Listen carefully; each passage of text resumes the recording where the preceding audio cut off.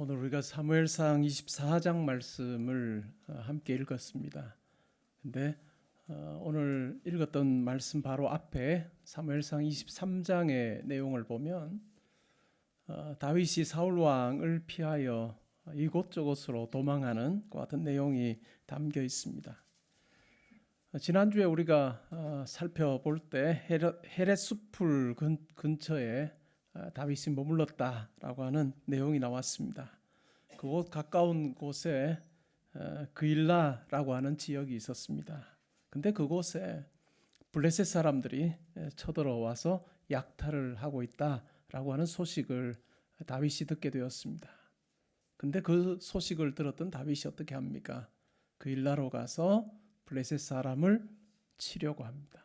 그리고 그일라 사람들을 구해주고자 하지요. 그 다윗의 마음을 알았던 함께했던 자들은 어떻게 했을까요? 반대를 했습니다. 지금 우리도 죽을 지경인데, 우리도 지금 사울 왕을 피하여 이렇게 도망하는 신세인데 어떻게 그일라 사람들을 도울 수 있겠느냐라고 그렇게 이야기를 합니다. 그럼에도 불구하고 다윗은 하나님께 여쭙습니다.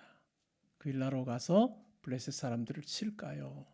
그때 하나님께서 허락하십니다. 올라가라, 내려가라 라고 그렇게 말씀하셔서 결국은 그일라에 가서 블레셋 사람들을 칩니다. 우리가 사사시대에 하나님께서 사사를 세우셔서 블레셋 사람들이 유대 사람들, 이스라엘 사람들을 괴롭힐 때 그 블레셋 사람들의 손에서 이스라엘 사람들을 구해 주셨던 것처럼 마치 지금 다윗의 모습은 사사처럼 그렇게 역할을 하고 있습니다. 자기의 상황이 아주 힘든 가운데서도 그렇게 그일라 사람들을 구해 줍니다. 그리고 다윗이 그일라에 머무릅니다. 그일라에 있다라고 하는 이야기를 듣고 사울이 잡으려고 합니다. 이제까지는 광야나 또 들판이나 이런 곳에 다윗이 숨어 있어서 잡기가 곤란했는데 이제는 성 안에 들어있다라고 하는 이야기를 들었으니까 사울 왕은 얼마나 기뻤겠습니까? 이제 빗장이 걸린 성 안에 있기 때문에 우리가 내려가서 잡자라고 하는 생각을 가지고 사울 왕과 군사들이 그일라로 향합니다. 근데 그 소식을 듣고 어떻게 합니까? 다윗이 그 이야기를 듣고 하나님께 여쭙습니다. 아비아달 제사장 에봇을 가지고 오라고 해서 하나님의 뜻이 무엇인지를 여쭙습니다.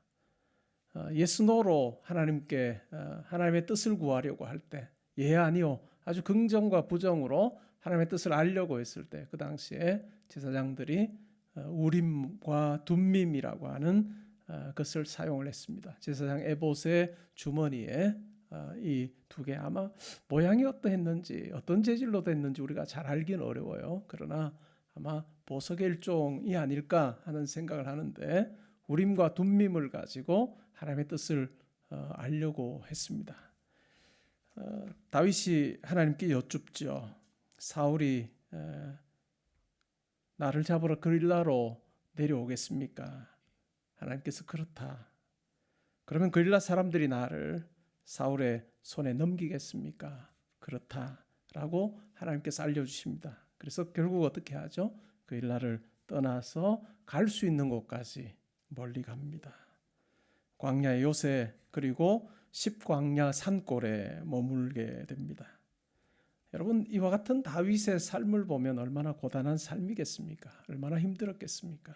근데 사무엘상 23장 14절 말씀은 이 고단한 삶에 함께 하시는 하나님에 대해서 이야기를 합니다. 23장 14절에 이런 말씀이 나옵니다. 다윗이 광야의 요새에도 있었고 또 십광야 산골에도 머물렀으므로 사울이 매일 찾되, 그 뒤에가 참 중요한 말씀입니다. 하나님이 그를 그의 손에 넘기지 아니하시니라. 이것이 아주 힘든 삶을 살고 있는 다윗이 평안할 수 있었고 안전할 수 있었던 이유인 것 같습니다. 우리의 삶도 마찬가지 아니겠습니까? 복잡하고 얽혀 있는 것 같은 삶을 우리가 살아갑니다. 오늘 말씀의 마지막 부분에 광야라고 하는 부분을 우리가 살펴보겠지만 우리의 인생에도 광야와 같은 상황이 우리 가운데 있습니다. 근데 그 같은 상황에서도 우리가 든든할 수 있는 이유가 있다면 사무엘상 23장 14절에 나와 있는 그 말씀처럼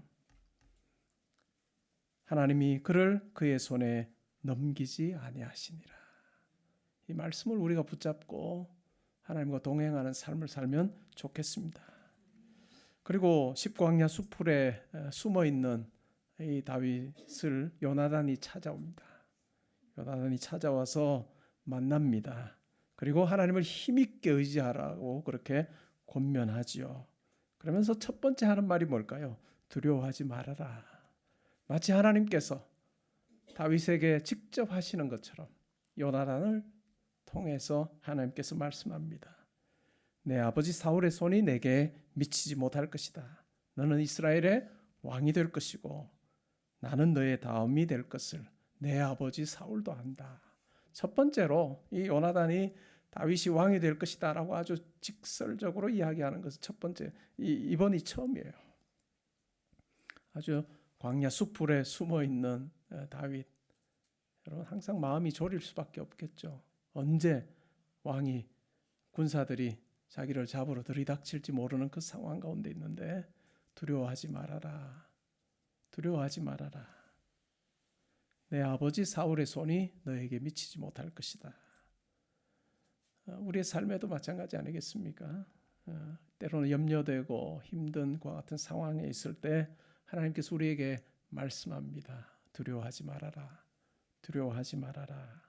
함께한다. 그리고 악의 세력이 너에게 미치지 못할 것이다 라고 하시는 그 말씀 우리에게 해주십니다. 그 다음에 10사람들이 기브아에 있는 사울에게 다윗이 숨어 있는 곳을 알립니다. 그리고 그 소식을 그리고 알고 난 다윗이 이제 도망하죠. 그러면서 마온 황무지에 이르게 됩니다. 근데 다윗을 잡으려고 쫓아왔던 이 사울 그리고 군대와 이 다윗의 일행이 이제는 산 하나를 사이에 두고 이 편과 저 편에 있게 되는 그 상황에 처하게 되었습니다. 아주 위기 상황이죠. 이제 시간의 문제지 다윗이 잡힐 가능성이 굉장히 높아졌습니다. 산 이쪽으로 가면 저쪽으로 가고 뭐 이렇게 한다 하지만 조금만 머리 쓰면 이제 양쪽으로 가면 만나겠죠. 그러니까 지금 상황이 보통 상황이 아닌 것이죠. 급박하고 조금만 시간이 더 있으면 잡힐 수밖에 없는 것 같은 상황입니다. 근데 다윗이 그와 같은 형편에서 지금 피하고 있는데 전령이 옵니다. 와서 뭐라고 이야기합니까? 블레셋 사람들이 쳐들어왔습니다. 블레셋 사람들이 이스라엘에 쳐들어왔습니다 라고 하는 그 소식을 듣고 다윗 쫓기를 그만두고 돌아갑니다. 하나님의 역사하심이죠.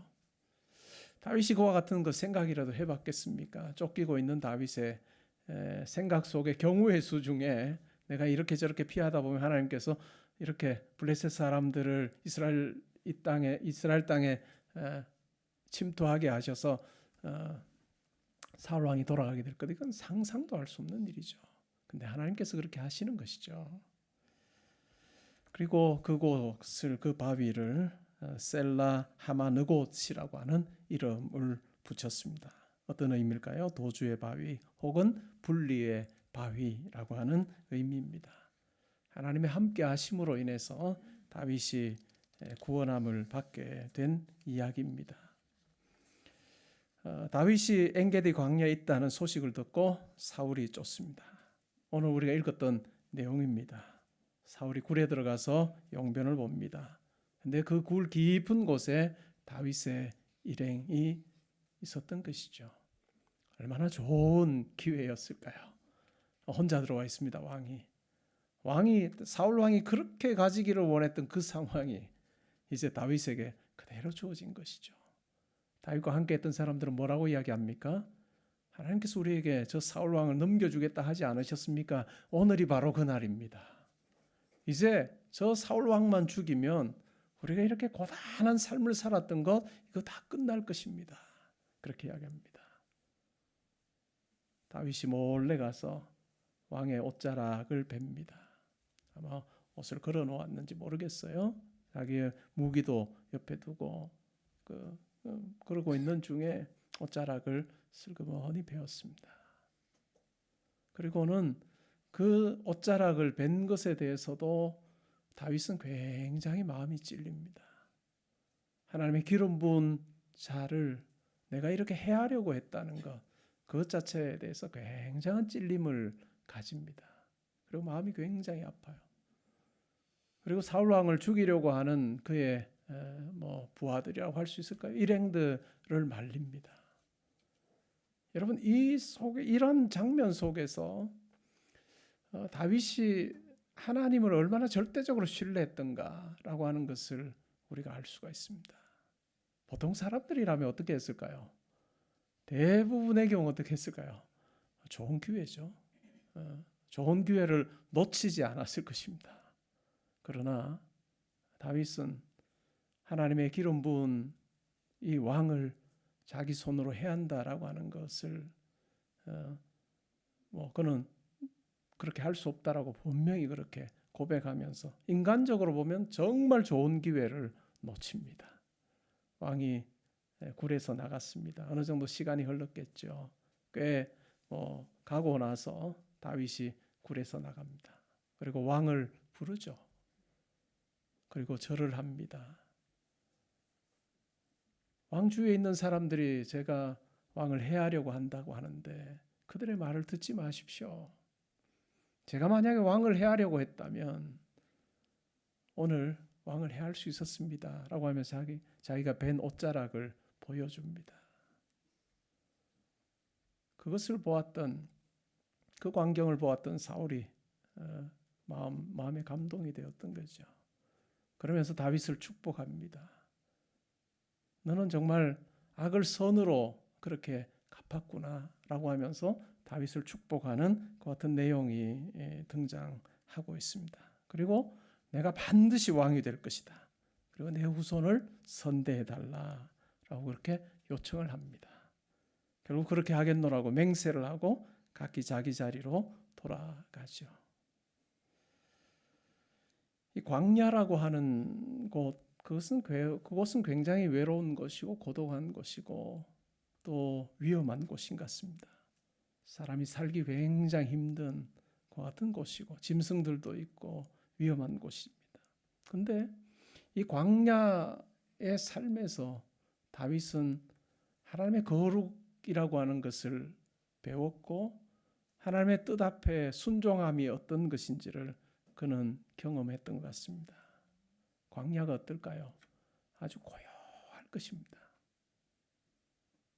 사람들의 소리가 거의 들리지 않는 아주 고요한 광야에서 다윗은 하나님에 대해서 더 묵상할 수 있었고 하나님의 크심에 대해서 그는 깨달아 알 수 있었고 또 하나님의 일하심에 대해서 신뢰하며 순종하는 법을 그가 배웠던 것 같습니다. 하나님께서는 자기 백성을 이 광야라고 하는 이 광야 학교를 통해서 성숙시켜 가시는 경우가 많았습니다. 여러분 어떤 인물이 머리에 떠오르십니까? 모세 떠오르시죠? 나이 40에 바로 왕의 딸의 아들로 양자로 살았던 그 아주 화려했던 그 자리를 이제는 어쩔 수 없이 떠났겠죠. 떠나서 광야에서의 40년 기간을 보내게 됩니다. 여러분 그 이전의 삶과 광야의 40년의 삶은 너무너무 달랐겠죠. 모든 것이 다 가능했던 그 삶에서 이제는 모든 것이 인간적으로 불가능한 그 삶의 자리에 처하게 되었습니다. 그런데 이 광야 40년의 이 기간이 모세가 모세되게 했던 그리고 모세가 이스라엘의 지도자로 세워질 수 있었던 그 같은 준비하는 과정이었던 것 같습니다. 그냥 허송세월했던 40년이 아니고 하나님에 대해서 그가 알아가고 배웠던 그 같은 40년의 기간이었습니다. 이 광야 40년 이후에 하나님께서는 모세를 이스라엘의 지도자로 사용하십니다.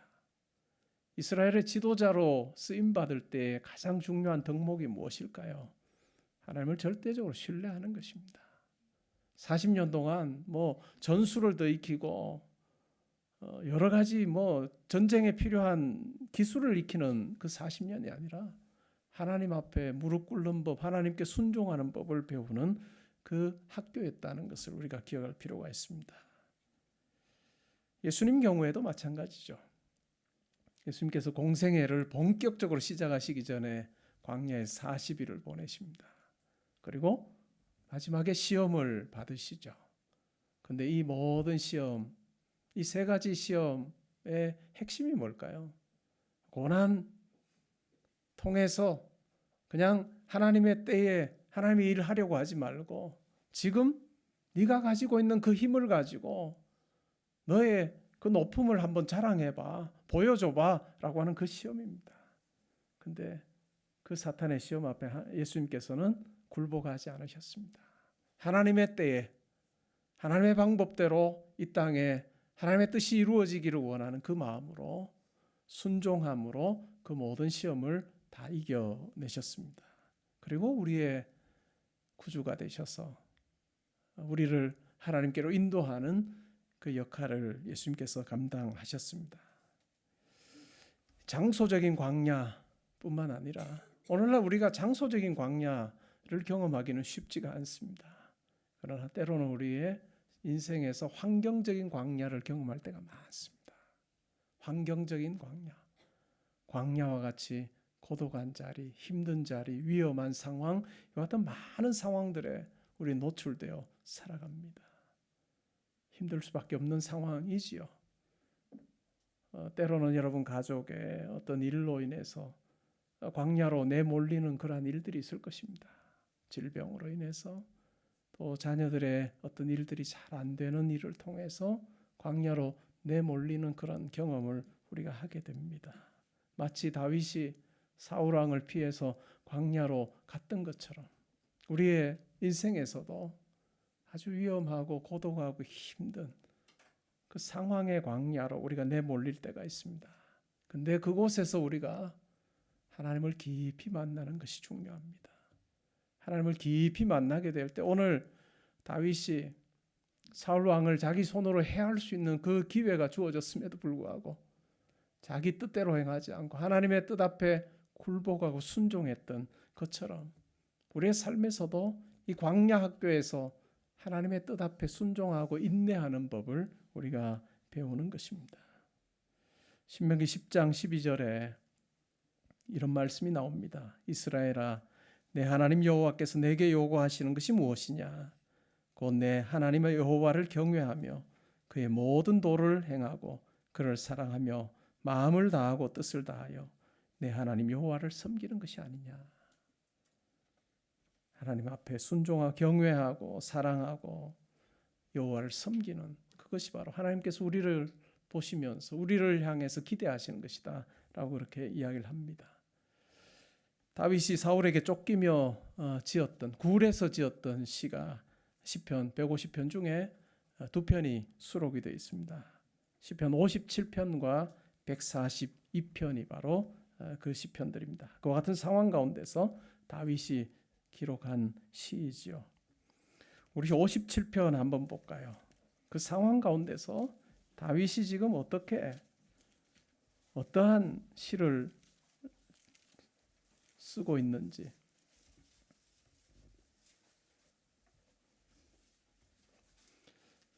이 시편 57편은 다윗이 광야 학교에서 배운 것이 무엇이었는지를 우리에게 아주 분명하게 이야기합니다. 오늘 우리가 읽었던 사무엘상 24장의 말씀은 겉으로 다윗이 아주 멋있게 하나님 사람답게 그렇게 행동했던 부분을 우리에게 보여준다면 시편 57편은 다윗의 내면 속에 뭐가 있었기 때문에 무엇이 있었는지 우리에게 잘 보여줍니다. 그래서 시편 57편과 사무엘상 24장을 함께 우리가 읽을 때 다윗에 대해서 더 많은 것을 배우고 우리 광야 학교의 학생인 우리에게도 무엇이 필요한지를 우리가 더 정확하게 배우게 되는 것 같습니다. 우리 조금 길긴 하지만 57편 1절부터 11절을 우리 같이 한번 봉독하면 좋겠는데요. 우리 천천히 소리를 서로 옆에 분들 소리와 맞추어서 우리 의미를 생각하며 1절부터 11절까지 우리 함께 봉독하겠습니다. 하나님이여 내게 은혜를 베푸소서. 내게 은혜를 베푸소서. 내 영혼이 주께로 피하되 주의 날개 그늘 아래에서 이 재앙들이 지나기까지 피하리이다. 내가 지존하신 하나님께 부르짖으며 곧 나를 위하여 모든 것을 이루시는 하나님께로다. 그가 하늘에서 보내사 나를 삼키려는 자의 비방에서 나를 구원하실지라. 하나님이 그의 인자와 진리를 보내시리로다. 내 영혼이 사자들 가운데에서 살며 내가 불사르는 자들 중에 누웠으니 곧 사람의 아들들 중에라. 그들의 이는 창과 화살이요 그들의 혀는 날카로운 칼 같도다. 하나님이여 주는 하늘 위에 높이 들리시며 주의 영광이 온 세계 위에 높아지기를 원하나이다. 그들이 내 걸음을 막으려고 그물을 준비하였으니 내 영혼이 억울하도다. 그들이 내 앞에 웅덩이를 팠으나 자기들이 그 중에 빠졌도다. 하나님이여 내 마음이 확정되었고 내 마음이 확정되었사오니 내가 노래하고 내가 찬송하리이다. 내 영광아 깰지어다. 비파야 수금아 깰지어다. 내가 새벽을 깨우리로다. 주여 내가 만민 중에서 주께 감사하며 문나라 중에서 주를 찬송하리이다. 무릇 주의 인자는 커서 하늘에 미치고 주의 진리는 궁창에 이르나이다. 하나님이여 주는 하늘 위에 높이 들리시며 주의 영광이 온 세계 위에 높아지기를 원하나이다. 아멘. 앞부분에 보시면 다윗이 사울을 피하여 굴에 있던 때에 이 시를 적게 되었던 상황을 이야기를 하죠. 상황으로 보면 비탄시로 가득해야 될 것 같아요. 하나님 제가 이와 같은 상황에 있습니다. 이렇게 공고한 중에 있고 힘든 가운데 있고 저는 잘못한 것이 없는데 이와 같이 쫓기는 이와 같은 자리에 있습니다. 저들을 멸해 주시고 하는 이런 어떤 비탄시로 끝나야 될 것 같은데 오늘 시편 57편은 비탄시로만 채워져 있는 것이 아니라 비탄시와 더불어 감사와 찬양의 시로 채워져 있다는 것, 이것을 우리는 기억할 필요가 있습니다. 고난의 자리에서 굴에 있으면서도 온 궁창에 가득한 하나님의 영광을 다윗은 노래하고 있습니다. 하나님의 이름이 존귀하게 되기를 원하고 자기도 새벽을 깨워서 하나님을 찬양하기를 원하고 하나님을 영화롭게 하기를 원하는 그 같은 마음으로 하나님 앞에서 살아가고 있습니다. 이것이 다윗 때게 했던 것입니다. 이것이 우리가 광야 학교에서 우리가 배우기를 원하는 하나님의 교훈일 것 같습니다. 우리의 삶의 상황적인 광야가 많이 있을 수 있습니다. 사람에 따라 다 다르겠지만 아마 몇 번의 광야는 우리가 경험할 것입니다. 근데 그 우리의 광야의 그 인생을 비탄시로만, 우리의 기도회 가운데서 비탄시로만 채우지 않기를 원합니다. 그 자리에서도 하나님께서 우리를 구해주시고 안전하게 지켜주시고 날개 그늘 안에 보호해 주실 것을 우리가 간구함과 동시에 하나님 이 자리에서도 저는 하나님을 찬양하기를 원합니다. 하나님의 영광이 높이 드러나기를 원하고 하나님이 존귀하게 되시기를 원합니다 라고 그렇게 고백하는 것처럼 우리도 그렇게 고백하면 좋겠습니다. 내가 새벽을 깨우겠습니다. 새벽을 깨워서 하나님의 그 영광을 노래하기를 원합니다. 그것이 우리의 마음이 되어야 될 거예요. 또 하루 지긋지긋한 하루, 내가 오늘은 또 어떻게 내가 움츠려 살고 내 마음이 그냥 내 마음이 심장이 작아져서 사는 콩당콩당 뛰는 그런 삶을 살 건가라고 하는 그런 어떤 마음으로 이 새벽을 맞이하는 것이 아니라 새벽을 깨워서 영광의 하나님을 내가 찬양하기를 원합니다 라고 노래하는 그 고백이 있을 때 하나님께서 다윗을 참 귀하게 보셨던 것 같습니다. 이새의 아들 다윗을 만나니 내 마음에 맞는 사람이다 라고 하셨던 하나님의 평가는 바로 이와 같은 동굴에서 찬양하는 이 다윗의 이 모습을 보시며 하나님께서 평가하신 것 같습니다. 여러분의 삶에도 하나님께서 함께 하십니다. 다윗을 붙들으신 하나님께서 여러분의 아버지시기 때문에 이 땅에서의 삶에도 붙들어 주실 뿐만 아니라 하나님 나라 가는 그날까지 붙들어 주셔서 영원한 하나님 나라로 여러분들을 인도해 가실 것입니다. 이 땅에서의 우리의 여러 일들 속에서 그 일에만 우리의 눈에 쏠려서 그냥 그 상황만 바라보면서 비탄시로만 우리의 기도가 채워지지 아니하고 감사와 찬양시로 채워지게 될 때 하나님께서 우리를 보시며 흡족해 하시고 하나님의 경우의 수대로 하나님의 방법대로 하나님께서 정하신 때에 우리 가운데 임하셔서 아버지의 일을 보여주시는 그 영광스러움을 우리로 하여금 보게 하시리라 믿습니다. 광야 인생을 사는 우리 모두에게 비탄시와 영광의 찬양의 감사의 시가 함께 있는 아름다운 신앙의 모습이 있기를 주님의 이름으로 축복합니다. 우리 같이 찬송 드리겠습니다.